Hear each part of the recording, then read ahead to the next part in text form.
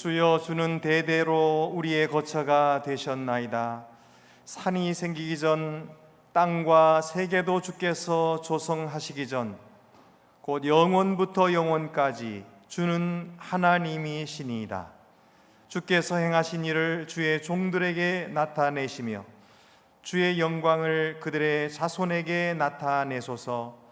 주 우리 하나님의 은총을 우리에게 내리게 하사 우리의 손이 행한 일을 우리에게 견고하게 하소서. 우리의 손이 행한 일을 견고하게 하소서. 아멘.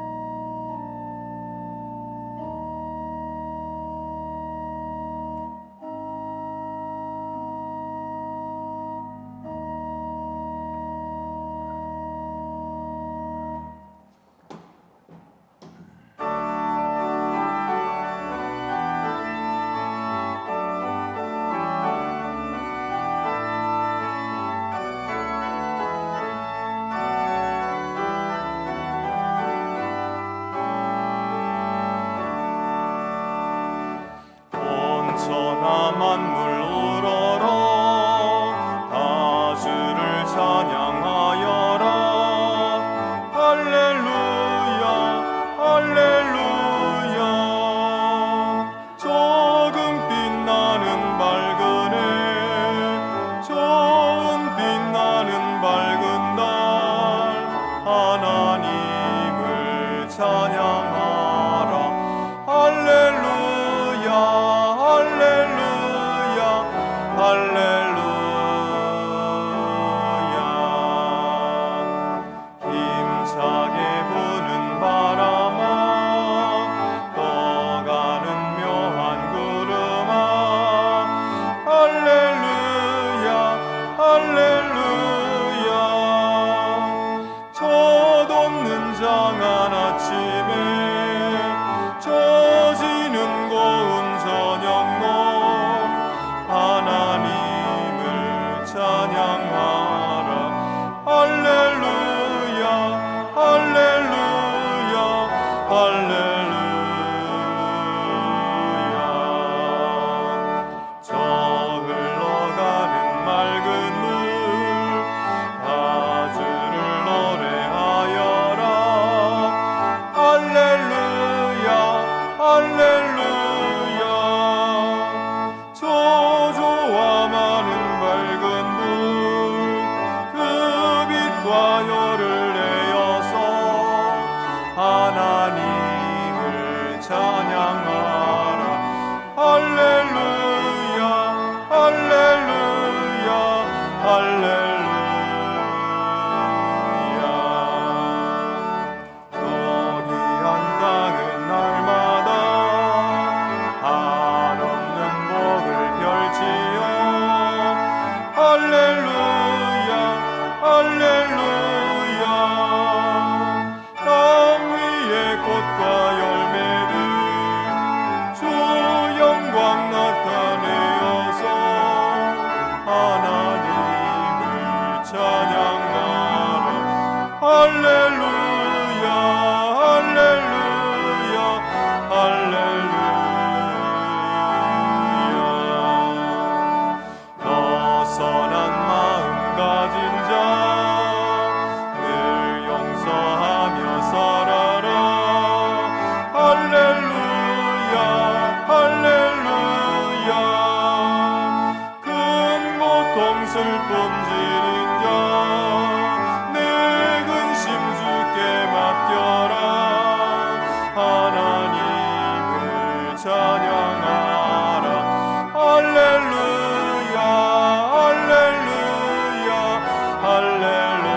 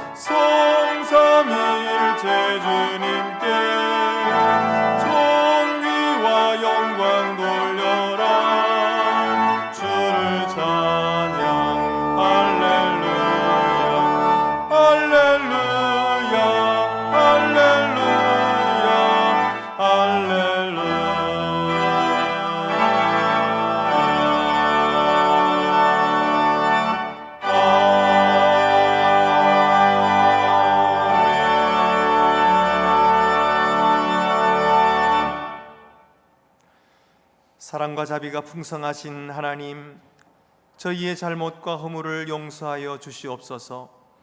저희는 하나님의 뜻을 알면서도 행치 않았습니다.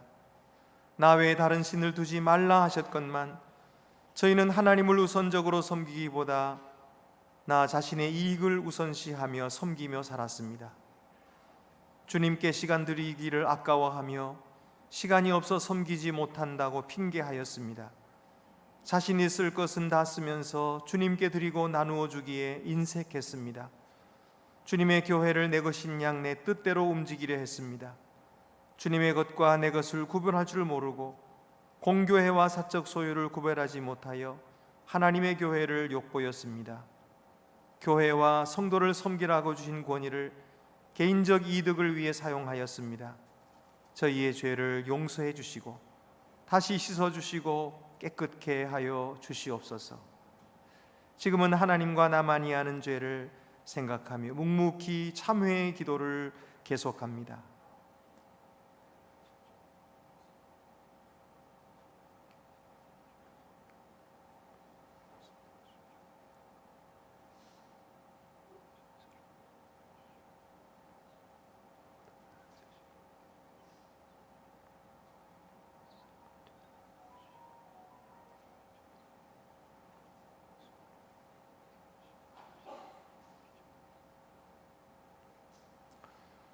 서로 친절하게 하며 불쌍히 여기며 서로 용서하기를 하나님이 그리스도 안에서 너희를 용서하심과 같이 하라.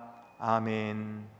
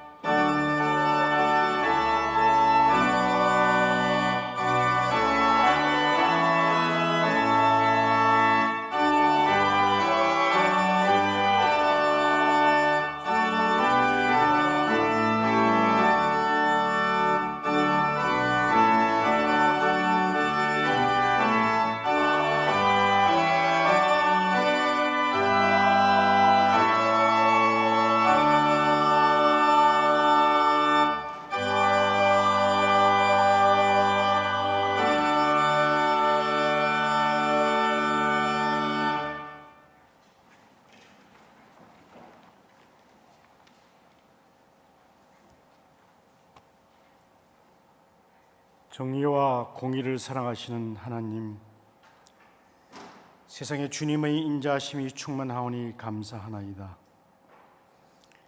우리를 도우시사 새로운 일과 예기치 않은 일을 이루시는 아버지 하나님, 마침내 모든 것을 새롭게 하실 것을 믿고 새 노래로 주님을 찬양하나이다.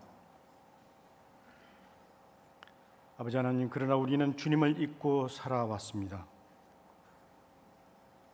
애굽에서 이끌어내시고 시내산에서 이들과 언약을 맺으시고 오랜 광야길을 먹이셨으나 약속의 땅 좁 목초지에 들어와서는 하나님을 잊어버린 이스라엘 같이 되었습니다.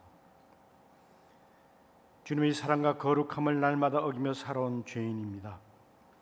우리를 불쌍히 여기시옵소서. 하나 주님의 십자가 죽으심으로 우리를 대신하여 죄와 징벌을 담당하신 그 놀라우신 은혜에 감사드리나이다. 세상은 거짓과 궤변 그리고 뻔뻔함으로 소용돌이치고 있습니다. 코로나는 우리 문명을 바꾸고 있습니다. 그러나 주님의 창조 권능과 역사 섭리를 믿사오니 그 믿음 위에 우리 성도들 굳게 서게 하시옵소서. 코로나는 주님의 경고이나 축복의 통로임을 믿습니다. 제2의 종교 계획임을 깨닫습니다.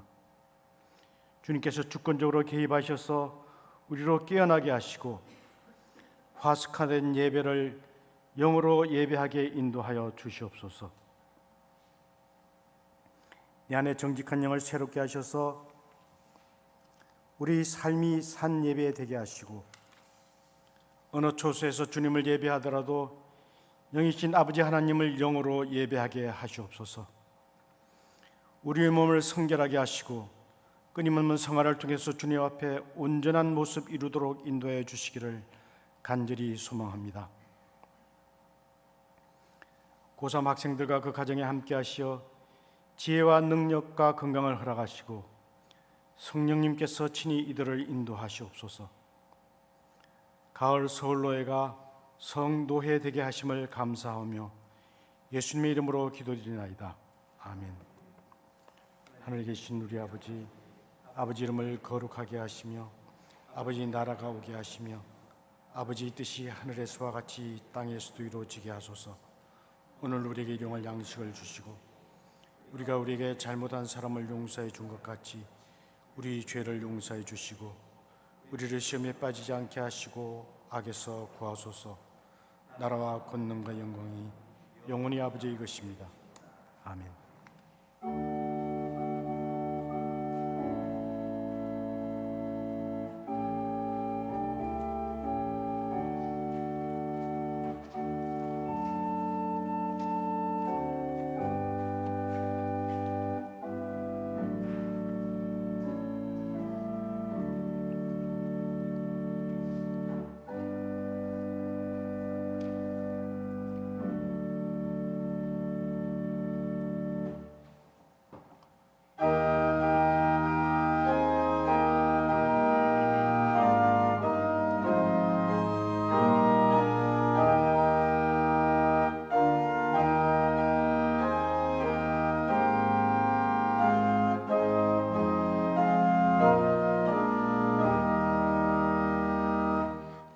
교회의 참된 터는 우리 주 예수라.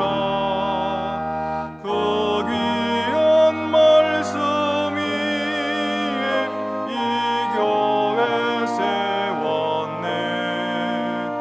주 예수 강림하사 피 흘려 샀으니 땅 위의 모든 교회 주님의 신부라. 온 세계 모든 교회 한 몸을 이루어 한 주님 섬기면서 한 믿음 가지네. 한 이름 찬송하고 한 성경 읽으며 다 같은 소망 품고 늘 은혜 받도다.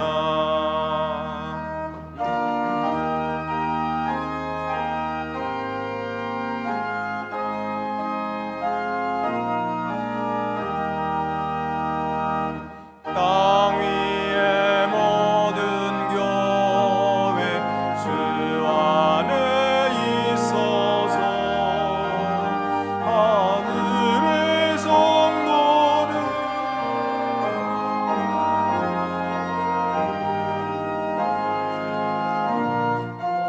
주여 복을 주사 저 성도들 같이 우리도 주와 함께 늘 살게 하소서.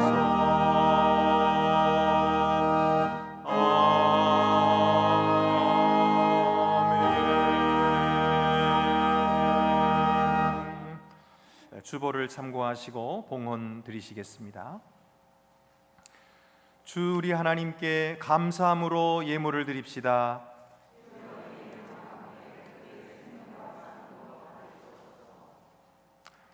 우리에게 아낌없이 다 주시고도 더 주시려 하시는 하나님, 저희가 받은 사랑 가운데서 가장 크신 사랑인 예수 그리스도의 십자가로 인하여 감사를 드립니다.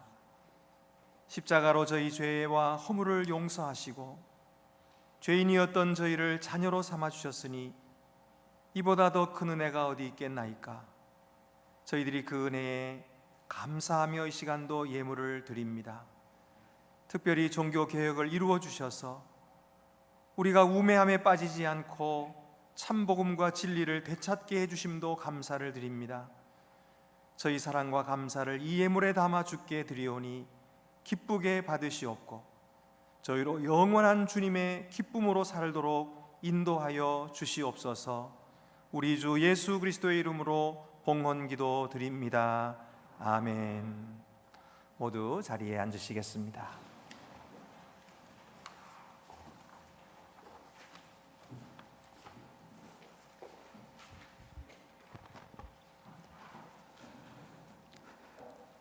오늘 우리에게 주시는 구약의 말씀은 출애굽기 24장 6절에서 8절입니다. 구약 성경 118쪽에 있습니다.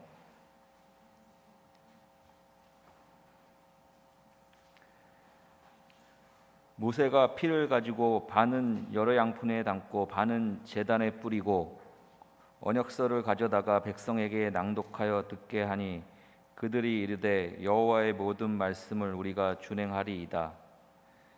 모세가 그 피를 가지고 백성에게 뿌리며 이르되 이는 여호와께서 이 모든 말씀에 대하여 너희와 세우신 언약의 피니라.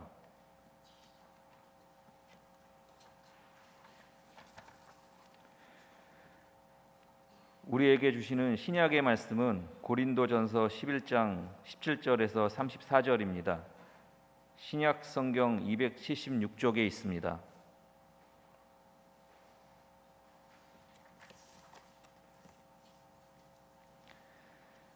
내가 명하는 이 일에 너희를 칭찬하지 아니하나니 이는 너희의 모임이 유익이 못되고 도리어 해로움이라. 먼저 너희가 교회에 모일 때 너희 중에 분쟁이 있다 함을 듣고 어느 정도 믿거니와 너희 중에 파당이 있어야 너희 중에 옳다 인정함을 받은 자들이 나타나게 되리라. 그런즉 너희가 함께 모여서 주의 만찬을 먹을 수 없으니 이는 먹을 때에 각각 자기의 만찬을 먼저 갖다 먹으므로 어떤 사람은 시장하고 어떤 사람은 취함이라. 너희가 먹고 마실 집이 없느냐? 너희가 하나님의 교회를 업신여기고 빈궁한 자들을 부끄럽게 하느냐? 내가 너희에게 무슨 말을 하랴? 너희를 칭찬하랴 이것으로 칭찬하지 않노라. 내가 너희에게 전한 것은 주께 받은 것이니 곧 주 예수께서 잡히시던 밤에 떡을 가지사 축사하시고 떼어 이르시되 이것은 너희를 위하는 내 몸이니 이것을 행하여 나를 기념하라 하시고 식후에 또한 그와 같이 잔을 가지시고 이르시되 이 잔은 내 피로 세운 새 언약이니 이것을 행하여 마실 때마다 나를 기념하라 하셨으니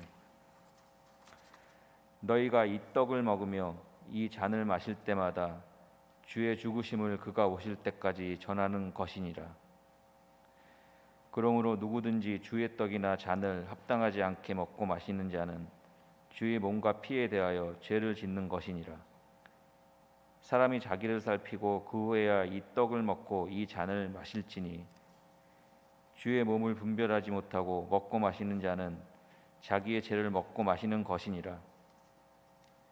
그러므로 너희 중에 약한 자와 병든 자가 많고 잠자는 자도 적지 아니하니 우리가 우리를 살폈으면 판단을 받지 아니하려니와 우리가 판단을 받는 것은 주께 징계를 받는 것이니 이는 우리로 세상과 함께 정죄함을 받지 않게 하려 하심이라.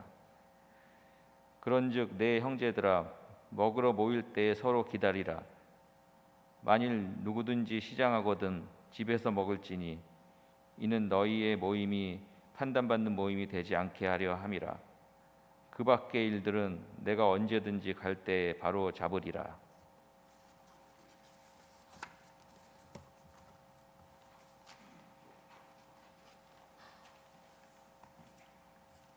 우리에게 주시는 복음서 말씀은 누가복음 22장 14절에서 20절입니다. 신약 성경 134쪽에 있습니다. 때가 이르매 예수께서 사도들과 함께 앉으사 이르시되 내가 고난을 받기 전에 너희와 함께 이 유월절 먹기를 원하였노라.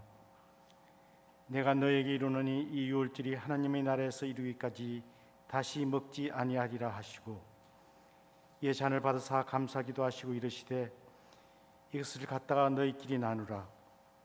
내가 너에게 이르노니 내가 이제부터 하나님의 나라가 임할 때까지 포도나무에서 난 것을 다시 마시지 아니하리라 하시고 또 떡을 가져 감사기도 하시고 떼어 그들에게 주시며 이르시되 이것은 내일을 위하여 주는 내 몸이라 너희가 이를 행하여 나를 기념하라 하시고 저녁 먹은 후에 잔도 그와 같이 하여 이르시되 이 잔은 내 피로 세우는 새 언약이니 곧 너희를 위하여 붓는 것이라. 이 말씀은 하나님의 말씀입니다. 아멘.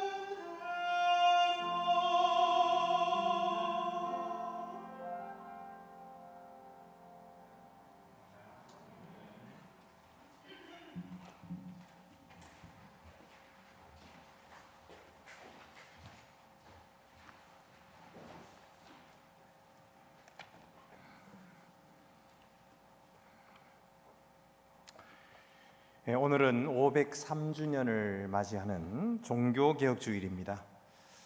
이 종교개혁의 정신인 아드 폰테스라는 말은 근원으로 돌아가자라는 뜻인데, 이런 이름으로 모인 우리 목사님들이 전국적으로 오늘 같은 본문으로 설교하게 되었습니다.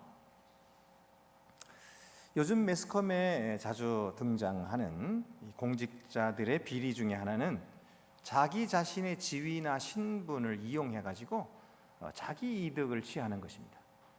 그럼 예를 들어서 어떤 국회의원이 자기 직무상 토지 개발하는 지역을 알게 됐어요. 그러면은 그걸 자기 돈을 가지고 그걸 몰래 사가지고 거기서 이득을 남기는 거죠. 이게 아주 나쁜 일인데, 사실 그 권력이란 것이 목적이 뭡니까? 국민들을 잘 섬기라고 준 그런 권력인데, 그 목적대로 사용하지 않고 자기 이득을 위해서 사용하는, 이것이 바로 큰 악이죠. 결국 공적인 그런 권력을 공적으로 사용하지 않고 사적으로 사용하는, 이것이 바로 아주 잘못된 것이고, 이런 것을 구분할 줄 몰라서도 안 되지만 알면서도 모른 체 해서도 안 됩니다. 그러면은 교회 일을 맡은 우리 종들로서도 이런 공적인 일과 사적인 일을 구분해야 할 필요가 있을까요? 오늘 본문에 보면은 사도 바울이 고린도 교회 성도들을 향해서 아주 심하게 꾸짖고 있습니다. 고린도전서 11장 22절에 너희가 하나님의 교회를 업신여기느냐, 하나님의 교회를 업신여기느냐, 이렇게 말씀하세요. 도대체 고린도 교회 성도들이 무슨 행동을 했길래 사도 바울이 이렇게 심하게 하나님의 교회를 업신여긴다고 꾸짖고 있는 것일까요? 첫째로, 고린도 교회 성도들은 주님의 성찬, 이 예배를 오용했던 것이죠. 17절 말씀에 보면 내가 명하는 이 일에 너희를 칭찬하지 아니하나니 이는 너희의 모임이 유익이 못되고 도리어 해로움이라. 그들이 모여서 예배한다고 하는 그 모임 자체가 교회 유익이 돼야 되는데 유익이 되지 못하고 오히려 해를 주고 있다는 것입니다. 그 모임이란 사실은 떡을 떼는 모임이었어요. 떡을 뗀다고 하는 것은 성찬식을 의미하는 거죠. 초대교회는 성찬식을 어떻게 했냐면은 매주일마다 성찬식을 했어요. 왜냐하면 예수님의 부활을 기념하기 위해서 그들이 모였기 때문에 매주일마다 성찬식을 하고, 그리고 성찬식이 끝나고 나면 또 애찬식을 했어요. 그때는 자기들이 가지고 온 음식을 함께 나누어 먹는 친교의 식탁인 것입니다. 그런데 이제 부자들은 이런 그 음식을 가져올 때 많이 가져오고, 그리고 또 일찍부터 와 있고, 가난한 사람들은 일하느라고 늦게 오고 음식도 많이 못 가져오고 그런 거예요. 그런데 이 부자들이 사실 먼저 와서 기다리고 있는데, 그때는 우리 오늘날처럼 이런 시계가 있는 게 아니니까 시간이 딱 정해져 있어 딱 같이 시작하면 좋지만 그렇지 못해요. 그래서 해가 어느 떴을 때에 우리가 모이자, 그러면 이제 모이기 시작하는데, 먼저 온 사람들은, 이게 부자들은 종들 부리고 하는 사람들이니까 시간이 많이 남으니까 일찍 왔어요. 그리고서는 기다리다가 나중에 가난한 자들이 일하느라고, 남의 종살이 하느라고 늦게 오거든요. 근데 그걸 기다리지 못하고서는 있는 음식을 다 먹어 치워버리는 거예요. 다 먹어 치우니까 나중에 온 사람들은 일하고 와서 힘든데 배가 고파가지고 꼬록꼬록한데 먹을 게 아무것도 없어요. 이렇게 되니까 사실 이런 문제가 한두 번 생기면 이거 먼저 온 사람들이 이래서는 안 되겠다, 우리 형제가 이렇게 배가 골아서야 되겠느냐, 우리가 기다리자, 이렇게 돼야 되는데 그러지 않고 그 일을 계속하는 겁니다. 그러니까 남들이 오든 말았든 자기들만 생각하고 먹었던 거예요. 왜 그러냐 하면은 그때 당시의 신분상 그 사람들은 천한 신분이고 가난하고 그러니까 그들을 무시했던 거죠. 그러니 가난한 사람들은 무시당하는 게 서럽고 하다가 또 억울하고 그래서 불평을 하다가 이게 이제 파당이 된 겁니다. 그래서 분파가 돼가지고 서로 싸움을 하게 된 거죠. 이 문제에 대해서 사도 바울이 이렇게 말하고 있어요. 18절부터 21절 보면은 먼저 너희가 교회에 모일 때에 너희 중에 분쟁이 있다 함을 듣고 어느 정도 믿거니와 너희 중에 파당이 있어야 너희 중에 옳다 인정함을 받은 자들이 나타나게 되리라. 그런즉 너희가 함께 모여서 주의 만찬을 먹을 수 없으니, 여기서 함께 모여서 주의 만찬을 먹을 수 없다는 말은 너희의 모임은 교회가 아니다 그런 뜻이에요. 주의 만찬이라고 하는 것은 예배를 뜻하는데 너희가 모여서 예배 드릴 수 없다 이 말이에요. 너희는 교회라고 할 수 없다. 왜 그래요? 교회의 본질을 깨트리고 있기 때문에, 교회가 교회되지 못하도록 그들이 행동하고 있기 때문이에요. 이는 먹을 때에 각각 자기의 만찬을 먼저 갖다 먹음으로 어떤 사람은 시장하고 어떤 사람은 취함이라. 그러니까 어떤 사람은 배가 고라가지고 이렇게 있고 먹지 못하고, 어떤 사람은 막 배가 부르고 그냥 포도주를 마셔서 취하고 있는 거예요. 자, 여기에 대해 사도 바울이 뭐라고 가르칩니까? 그들의 행동이 하나님의 교회를 업신여겼다 이렇게 말씀하고 있어요. 그런 좀 먼저 먹었다고 해가지고 업신여기기까지 하겠습니까? 교회를 업신여긴 건 아니잖아요. 그냥 가난한 사람들 업신여긴 건데 그걸 이렇게까지 말씀하시나 할 수도 있겠지만, 가만히 생각해 보세요. 교회가 누구 겁니까? 교회는 사람의 것이 아니고 하나님의 것이에요. 그리고 교회에 모인 사람들은 왜 모였습니까? 예수님의 가르침을 따라 살려고 모인 거예요. 예수님은 어떤 분이십니까? 예수님은 자기를 희생하신 분이에요. 자기를 희생하셔서 만민들을 살리시기 위하여 자기 몸을 주시고 이것은 내 살이라, 그리고 떡을 떼어 주시면서 이것을 행하여 나를 기념하라, 기억하라, 내가 너희와 함께 있겠다 이렇게 말씀하시면서 잔을 나눠주신 거죠.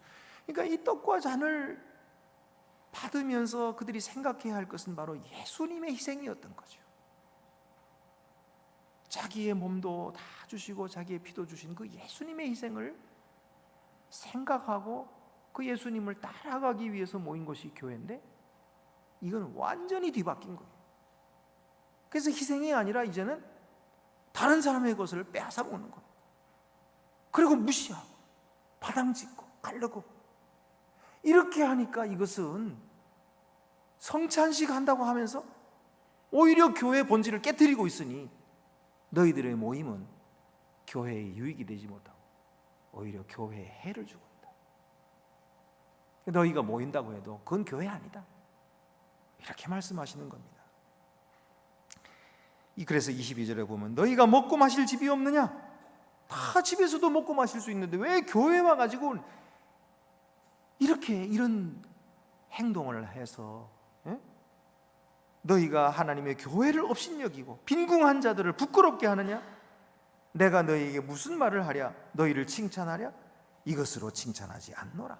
그들의 행동은 어떤 것을 찾아봐도 칭찬할 만한 것은 하나도 찾을 수가 없었던 거예요.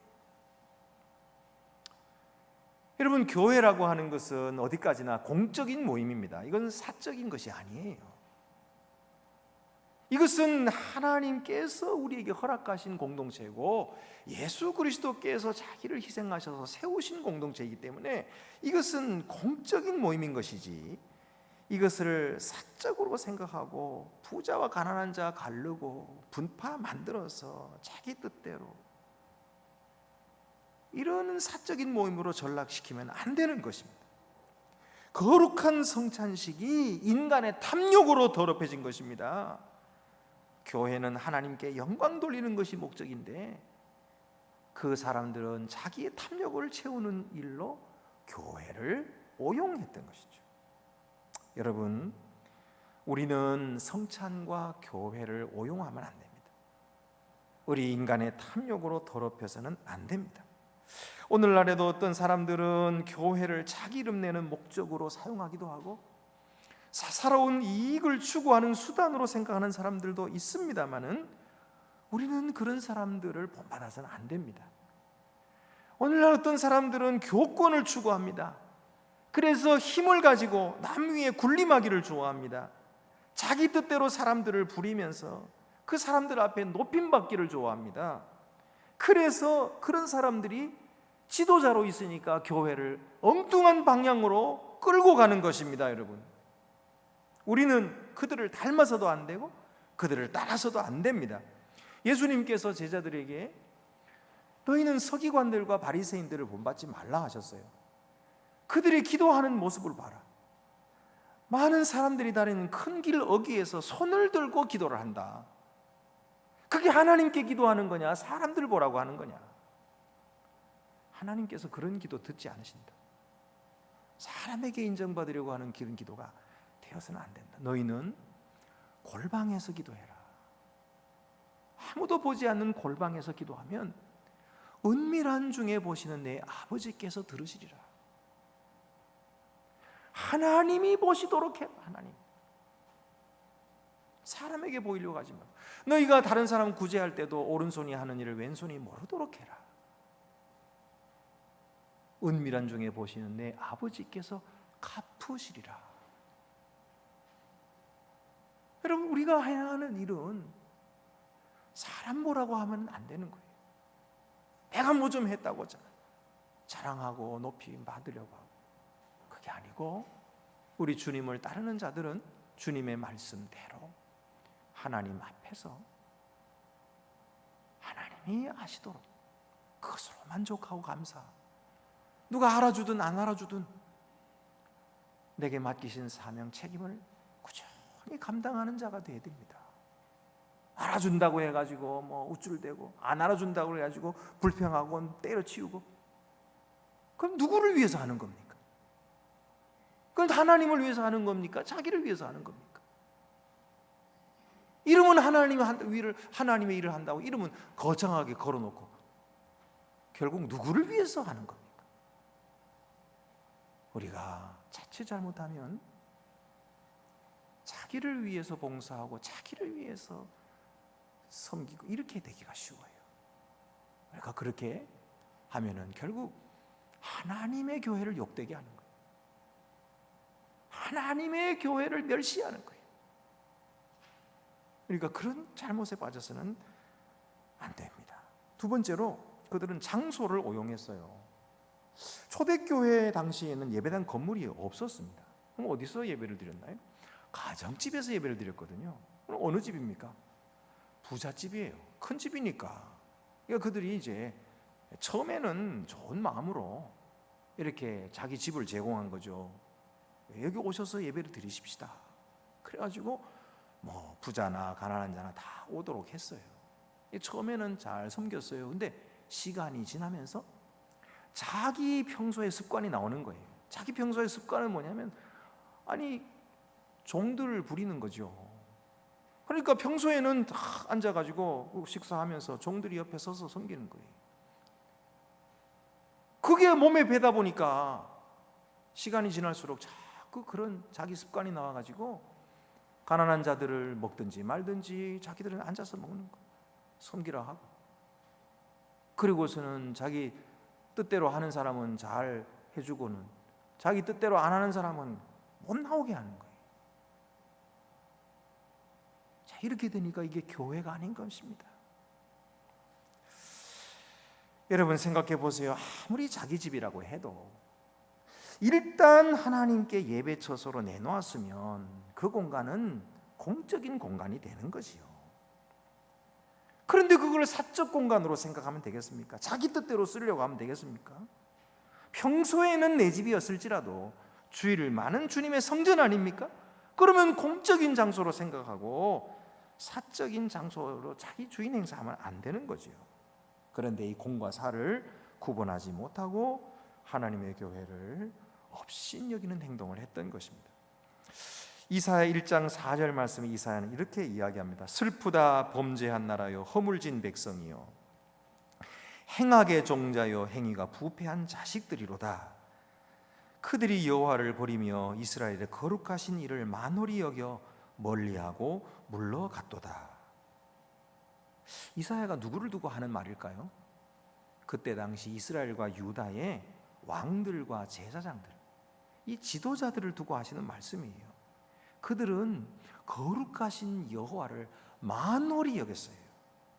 그리고 멀리하고 그 하나님을 멀리하고 물러갔던 것입니다. 그 결과가 무엇입니까? 그들이 하나님을 만홀히 여기니까 하나님도 그들을 만홀히 여겼어요. 하나님도 그들을 소홀히 하셨어요. 그리고 그들을 멀리 물러가게 하셨어요. 그래 나라가 망하고 포로가 되었던 거죠. 히브리서 10장 28절 29절에 모세의 법을 폐한 자도 두세 증인으로 말미암아 불쌍히 여김을 받지 못하고 죽었거든 하물며 하나님의 아들을 짓밟고 자기를 거룩하게 한 언약의 피를 부정한 것으로 여기고 은혜의 성령을 욕되게 하는 자가 당연히 받을 형벌은 얼마나 더 무겁겠느냐 너희는 생각하라. 히브리서 기자가 이 글을 썼을 때 이 신약 시대에도 교회 안에 어떤 교인들은 예수를 믿고 구원받았다고 하면서도 배교를 해버려요. 배교하는 자가 생기고 그 교회 안에 거짓 교사들을 따라다니면서 진리를 왜곡하고 있었던 것이죠. 이에 대해서 그들의 행동이 바로 하나님의 아들을 짓밟는 행동이라고 말씀하고 있어요. 뿐만 아닙니다. 언약의 피를 부정한 것으로 여기고 그것을 소홀히 하고 있다고 말씀하고요. 은혜의 성령을 욕되게 하며 멸시했다고 말씀하고 있어요. 그러면 그들의 행동의 결과가 어떤 것입니까? 얼마나 무거운 형벌이 당연히 있을지를 생각하라는 거예요. 옛날에 구약시대에 모세율법을 범한 자도 하나님께서 그렇게 죽게 하셨거든. 그것보다 비교할 수 없이 거룩하고 존귀하신 우리 예수님, 하나님의 아들을 짓밟은 죄에 대하여 그걸 모독하고 은혜의 성령을 무시한 죄에 대하여 하나님께서 그냥 지나가시겠느냐? 반드시 당연히 받을 무거운 형벌이 있을 것이라고 말씀해요. 여러분, 우리는 교회를 함부로 업신여기는 그런 말과 행동을 해서는 안 됩니다. 우리가 어쩌다가 실수로 할 수는 있겠지만은 빨리 회개해야 돼요. 그리고 그런 유의 사람에게 끌려다녀서는 안 됩니다. 셋째로는 이기적인 욕심을 채움으로써 십자가의 의미를 상실했던 것입니다. 27절 말씀 보면은 우리가 성찬 때마다 많이 듣는 잘 아는 말씀이 나와요. 그러므로 누구든지 주의 떡이나 잔을 합당하지 않게 먹고 마시는 자는 주의 몸과 피에 대하여 죄를 짓는 것이니라. 우리가 날마다 이걸 들으면서 도대체 합당하지 않게 먹고 마신다는 말이 무슨 말일까? 이 뒤에도 보면은 28절에 보면 사람이 자기를 살피고 그 후에 이 떡을 먹고 이 잔을 마시지니 주의 몸을 분별하지 못하고 먹고 마시는 자는 자기의 죄를 먹고 마시는 것이니라. 여기 주의 몸을 분별하지 못하고 먹고 마신다는 말도 마찬가지. 이게 무슨 뜻일까요? 이 합당하지 않게 먹는다는 것은 주님의 성찬을 귀히 여기지 않고 함부로 대한다는 뜻이에요. 함부로. 여러분, 성찬을 받는다고 하는 것은 하나님의 사랑을 받는 것이고 하나님의 은총을 받는 것입니다. 이것은 얼마나 값지고 귀한 것인지 몰라요. 이 세상에 속한 것이 아니거든요. 여러분, 지금 우리가 눈에 보는 것은 떡이고 잔이고 그거 우리 눈에 손에 잡히는 것이지만 사실은 이 속에 하나님께서 무엇을 담아주셨냐면 손에 잡히지 않는 것을 주셨어요. 눈에 보이지 않는 것을 담아주신 거예요. 그것은 영원한 세계의 생명이고 영원한 세계에 우리에게 주신 언약이고 이것은 영생인 것입니다.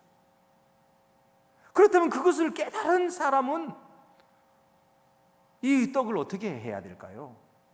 이거 옆 사람하고 끼끼닥대고 웃으면서 장난스럽게 먹어야 되겠습니까? 우리가 그런 사람이 있다는 게 아니에요. 아무도 그런 사람 없어요. 그러나 만약에 그런 사람이 있다면 그것은 하나님의 이 성찬을 모독하는 거예요. 모독하는. 그저 습관적으로 아무런 감격도 없이 자기 죄를 돌아보지도 않은 채 먹어 치운다면 그것은 주의 몸을 합당치 않게 먹고 마시는 것입니다. 이 말은 떡을 받을 때 언제나 눈물을 흘리면서 심각하게 받아야 된다 그런 말씀이 아닙니다. 왜냐하면 우리가 떡을 받는다고 할 때에 사실 이것은 잔치자리거든요. 예. 우리 주님께서 우리의 죄를 씻어주시고 우리를 죄에서 벗어나게 하는 이 자유의 잔치예요. 그리고 하나님 백성 된 잔치인 거예요. 그래서 오늘도 말씀해 보면은 주의 식탁에서 천국에서 다시 마실 때까지 내가 다시는 포도주를 마시지 않겠다 주님 말씀하신 것은 그 나라를 바라보는 잔치인 거예요. 거기서 우리가 함께 주와 함께 잔치할 거거든요. 그것을 오늘 우리가 미리 맛보는 거니까 이거 얼마나 기쁜 잔치입니까? 그러니까 기뻐하고 즐거워하고 성도들끼리 축하해야 되는 잔치인 거예요.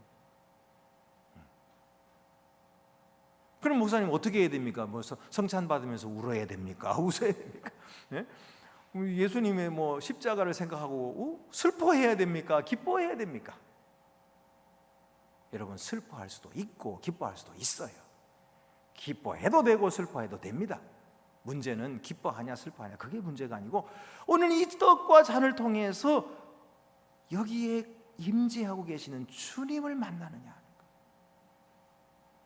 주님을 만날 때에 그곳에서 생명의 역사가 있고 그곳에서 은혜가 있고 우리 거듭남이 있고 새 삶이 시작되는 거예요.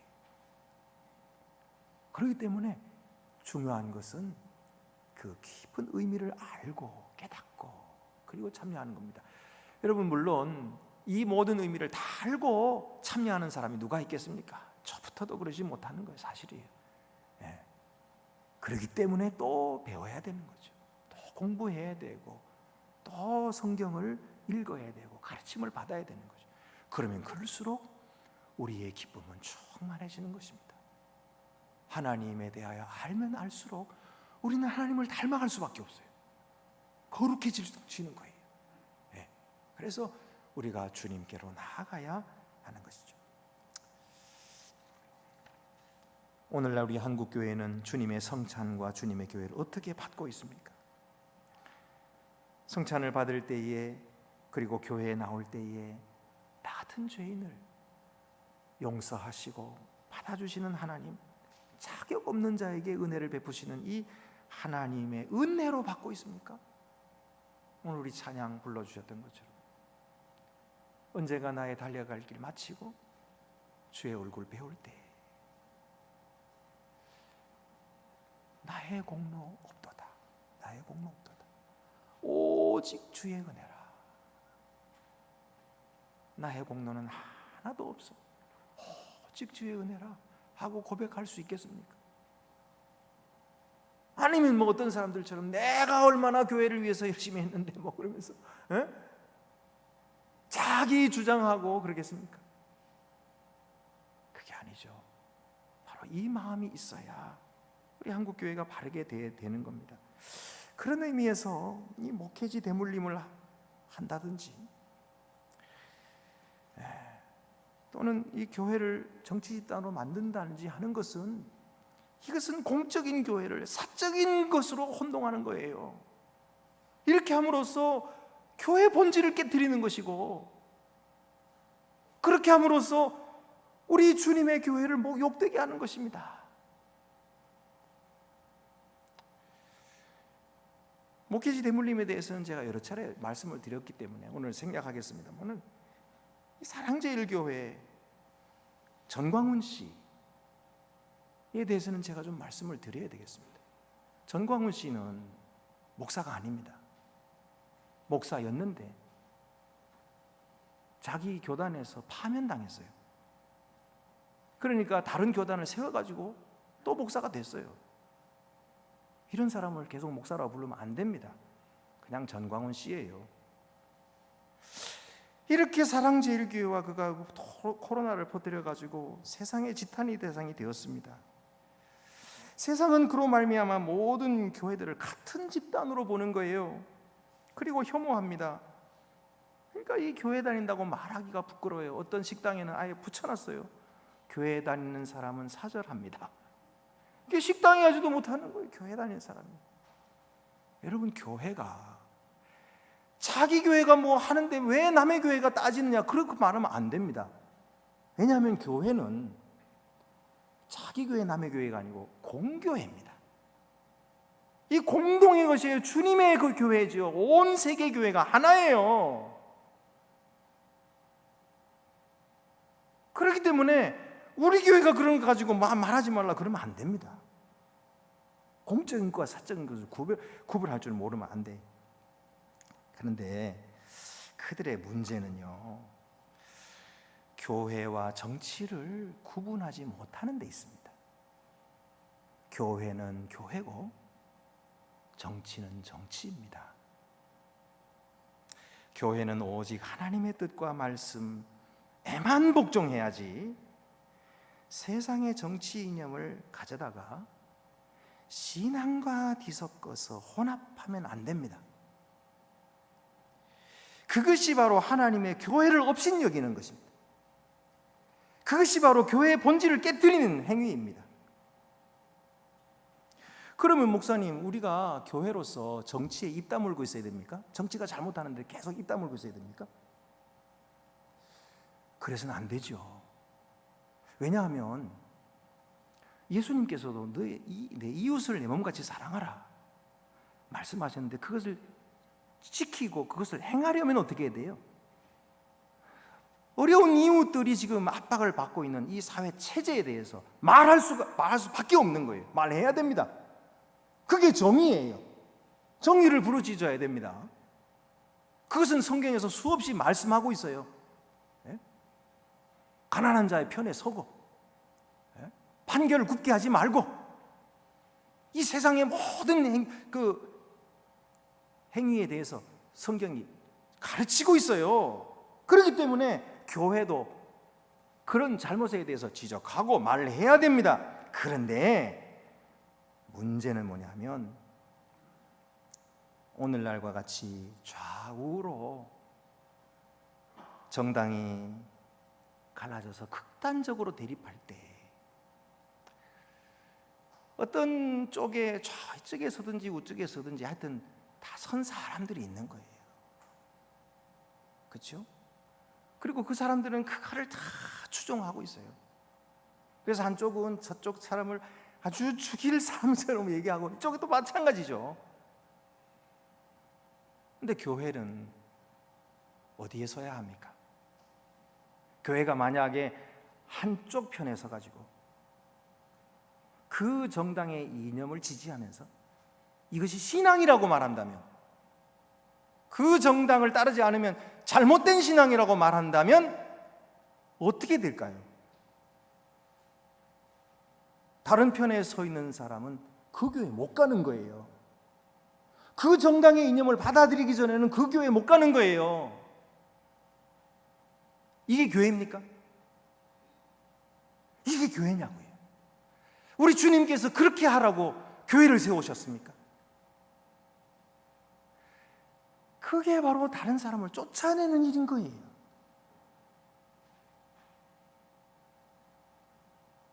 여러분, 우리 교회는 정치와 혼합돼서는 안 됩니다.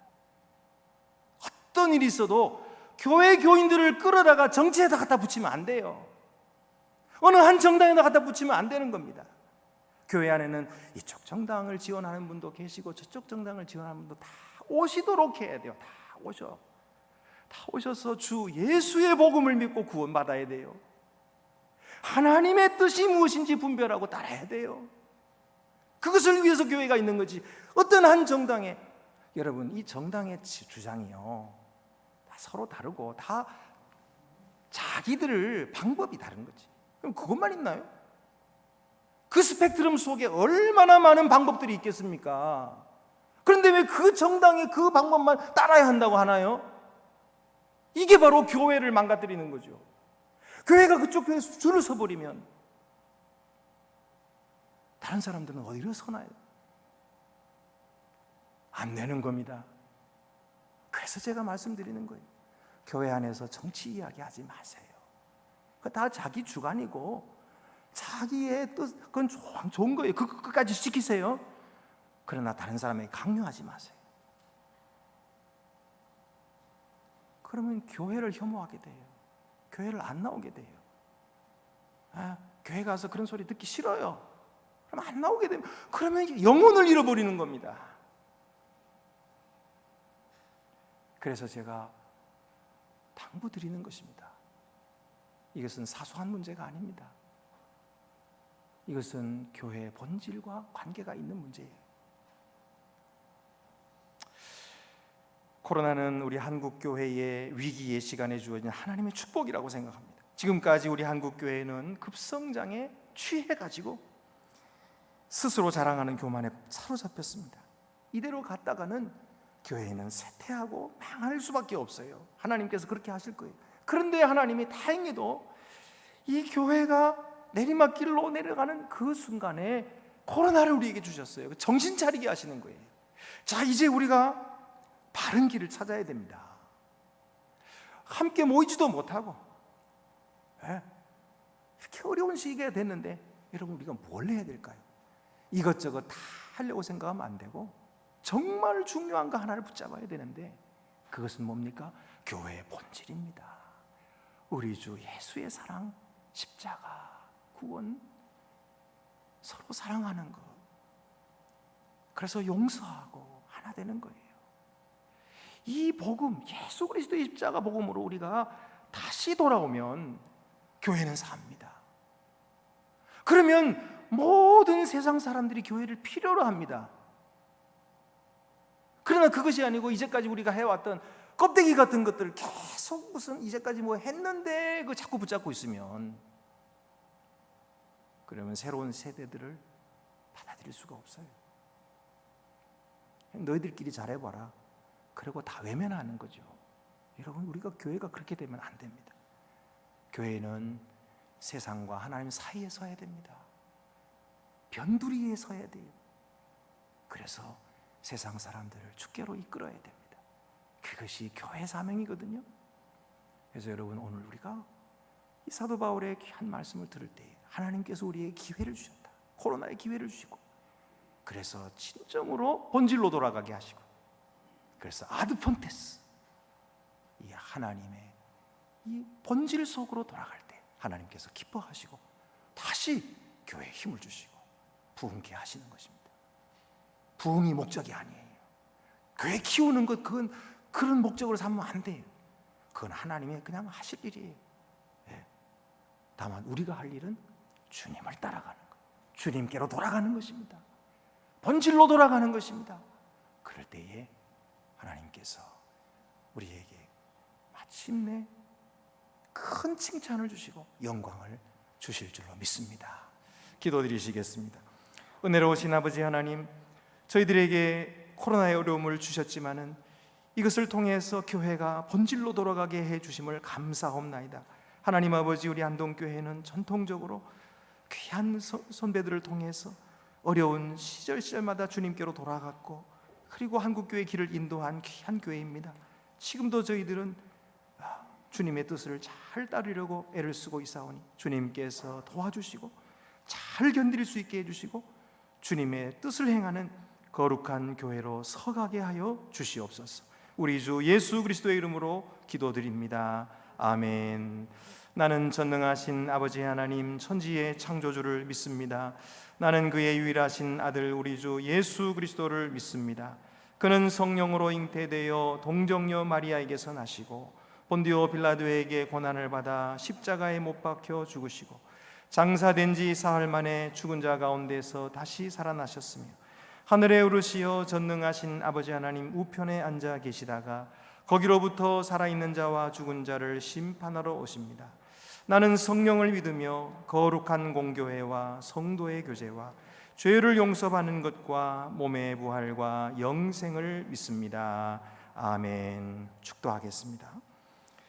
이제는 우리를 위하여 십자가에 죽으심으로 우리의 생명의 떡과 잔이 되신 주 예수 그리스도의 은혜와 하나님의 사랑과 성령의 교통하심이 하나님의 교회를 업신여긴 자 되지 않고 주의 교회를 세우는 일에 헌신하고 충성하는 주의 종들 위해 이제와 영원히 함께하옵시기를 간절히 축원하옵나이다. 아멘.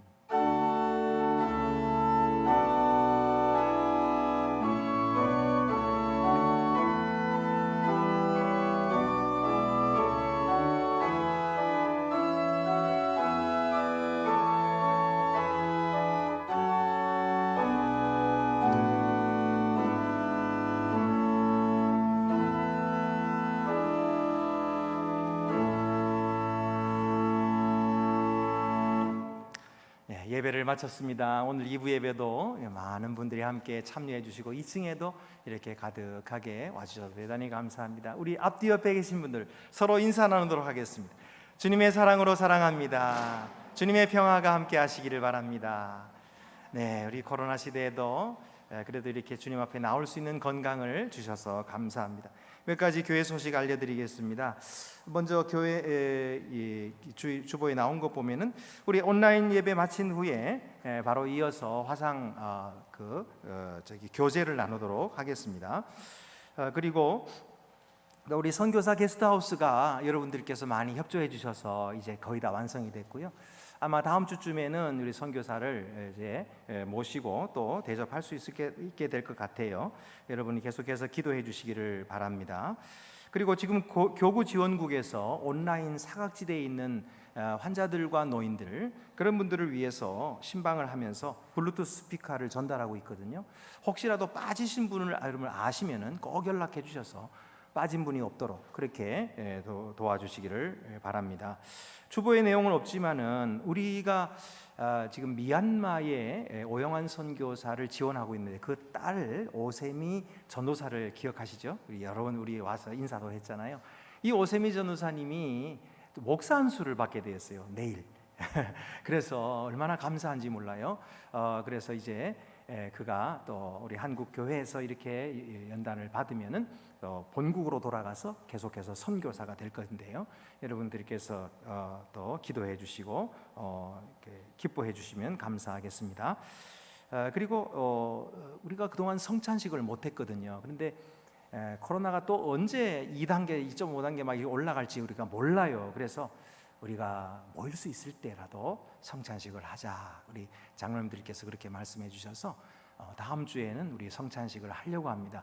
어떻게 우리가 그 방역이 걱정이 돼서 어떻게 할까요? 그런데 여러분 걱정하지 마세요. 방역을 지키면서 위생적으로 우리가 성찬식 할 수 있습니다. 그래서 그렇게 하도록 여러분 할 테니까 다음 주에는 그렇게 아시고 함께 참여해 주시면 대단히 감사하겠습니다.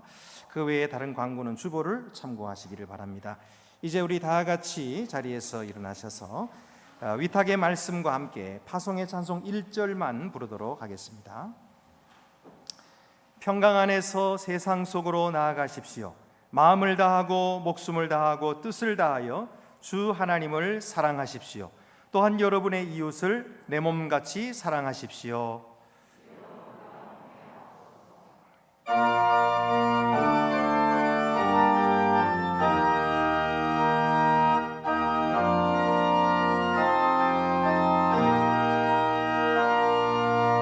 주님의 평화가 우리의 만남 속에 넘치게 하소서. 넘치게